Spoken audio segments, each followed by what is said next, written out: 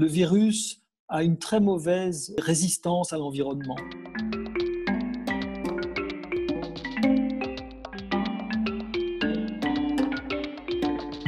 Ce n'est pas un virus environnemental. Il y a des virus qui sont très résistants dans l'environnement. Je n'aurais pas le même discours face au virus de la poliomyélite. Beaucoup de gens se sont contaminés dans les piscines par le virus de la poliomyélite. Je n'aurais pas le même discours concernant un certain nombre de virus gastro-intestinaux qui entraînent des gastro-entérites, par exemple le norovirus. Il est très résistant dans l'environnement extérieur. On le trouve dans les huîtres, on le trouve dans de l'eau de mer comme dans de l'eau douce. Mais pour ce coronavirus, comme je disais, d'abord, il n'est pas résistant dans l'eau, donc on ne le retrouvera pas vivant dans l'eau.